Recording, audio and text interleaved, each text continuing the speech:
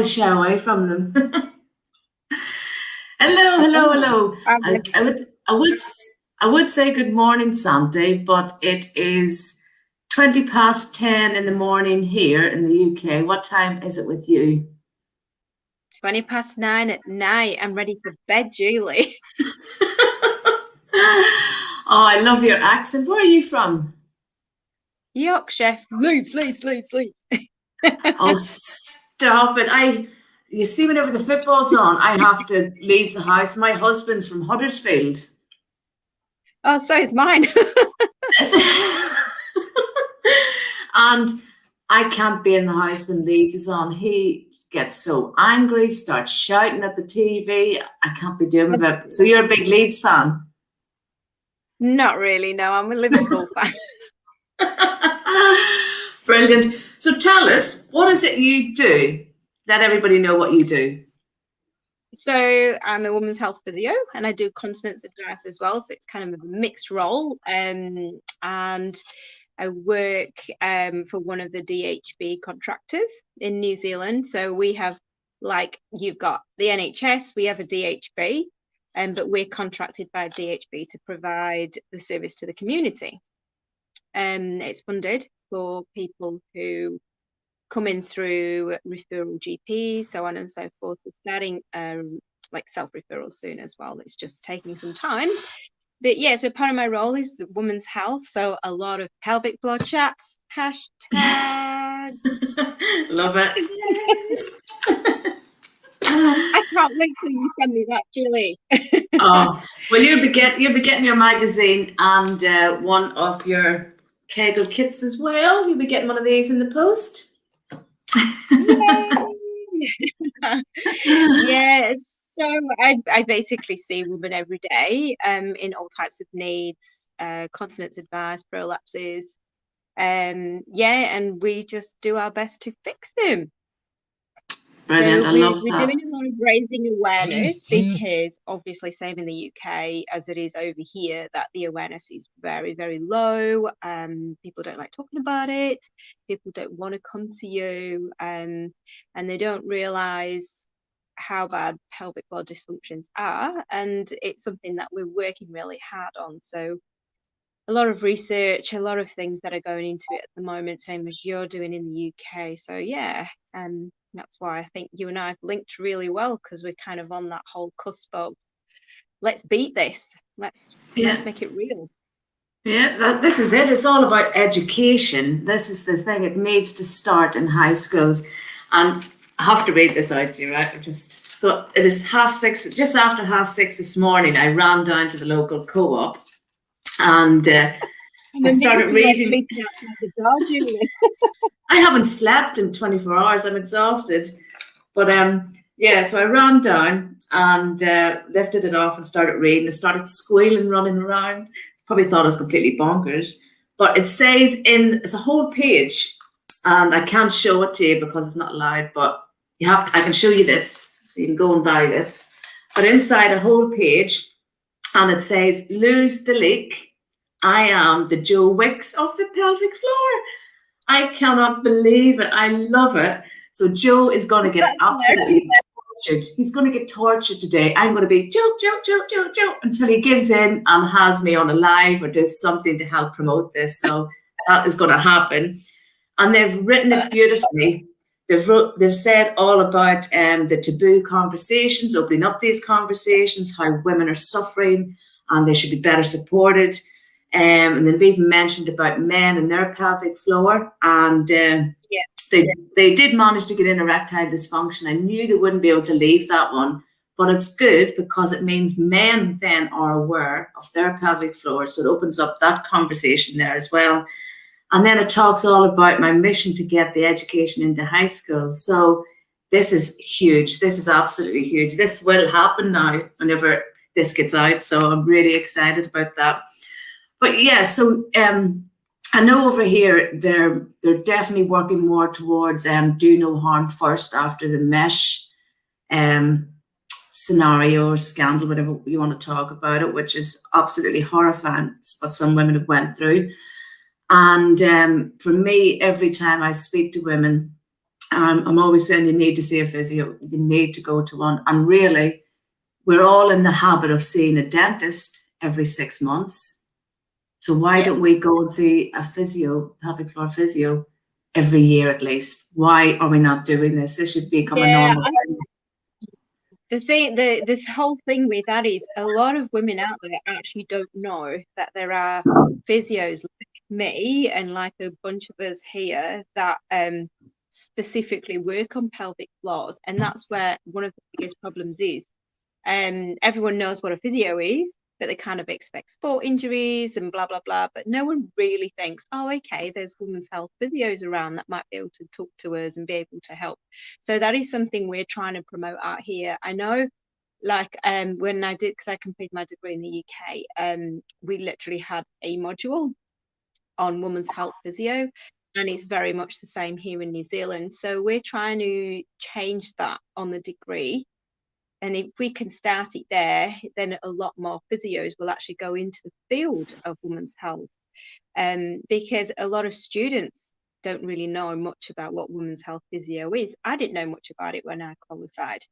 So that is something where we need to start on as well. And in regards to the whole mesh surgery, well, at the moment, I'm working alongside a steering group in New Zealand with some of the urologists, obs and gynae team to create a new health pathway for women who have already had mesh complications, and trying to aim towards making sure these ladies are getting conservative management first, and they're referred to continence advisors and women's health physios, and you know, try and go down that road before they get put in front of a surgeon.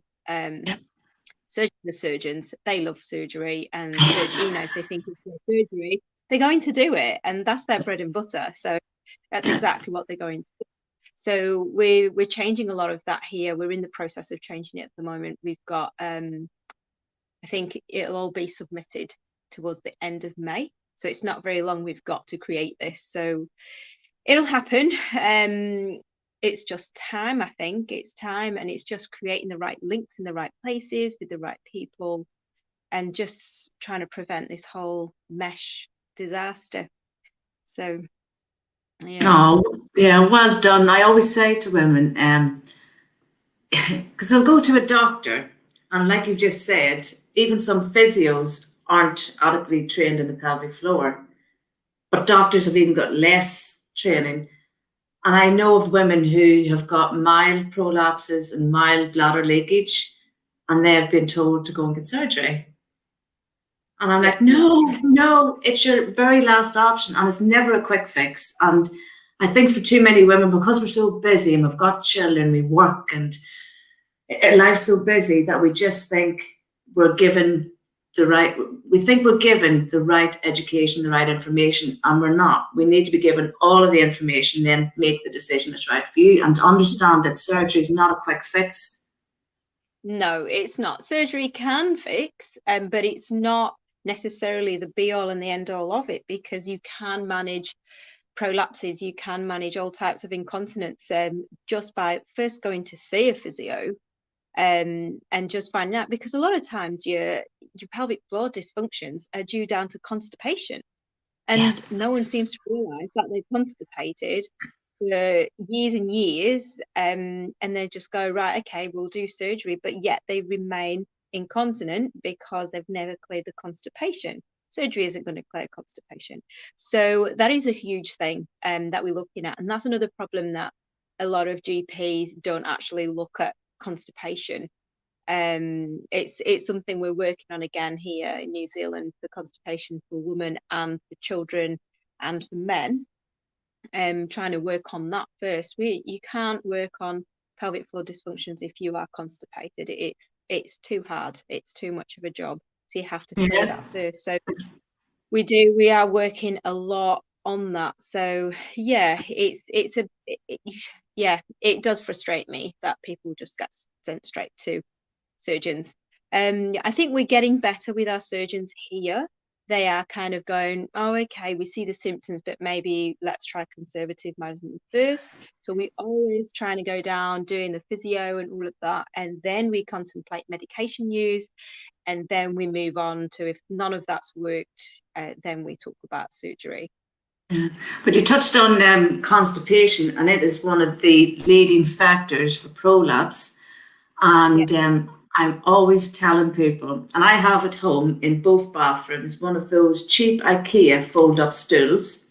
And my sons are even taught, if you go for a poo, you get the stool out, you get your feet on the stool, because we're not designed to sit on the toilet. It just doesn't work. No. It's really bad bowel habits. You need to get your feet up onto the stool and lean forward. And somebody told me this tip, and it does work because I've tried it myself. If you're constipated, feet on the stool, lean forward, and if you make a moo sound, apparently, and I have tried it, it works, and I've heard a few people say this, so that's a good tip. But again, it's these habits, getting into good toilet habits as well, and teaching people young. Yeah, absolutely. Because I work with children as well, so pediatrics continence as well. So we do teach children from a very young age how to be able to poo properly. And a lot of that is by blowing through straws and blowing bubbles. And the reason for that is it's the internal pressure, which helps the external pressure on your bowels, which will help you defecate. So we do all that. So that's where that whole mooing sound is coming Brilliant. from. Yeah, so it definitely helps, because if you're taking a big deep breath in, you're putting more pressure into your bowels, so it's not going to work. So you need that extra space, and you need to be able to relax. So straining doesn't help. And the biggest thing, so when we talk about women who are postnatal, who are babies, so many of them have tears and episiotomies and forceps, and people don't consider that actually we've just given them so much scar tissue. They've not been for a bowel motion for the last 2 weeks. Oh, but it's okay, they'll poo when they get home. But it's not as easy as that, because you've already put it, and that's never ever considered. And these women 10-15 years down the line, like, oh, I'm really incontinent. And then you realize over 10-15 years they've been chronically constipated, and it's never ever really been dealt with. So it's not always about let's go for surgery and get a sling put in or get whatever done. It is the education part, it's learning curve and being assessed properly, really.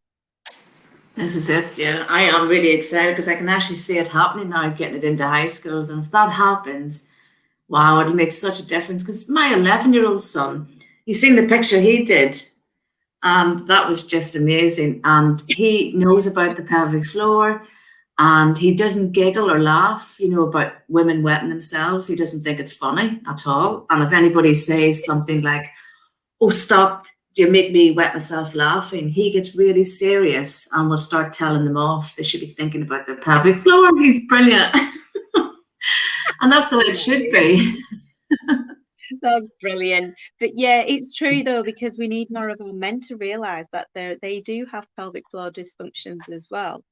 And I mean, it's hard enough for men to talk about most things. Imagine them trying to talk about this, but a lot of them suffer for years and years and just don't do anything about it till it's too late. And then they're wearing pads for the rest of their life. So it is a tough one to get. And actually in New Zealand, where I am in Christchurch, there's one male pelvic floor physio. One.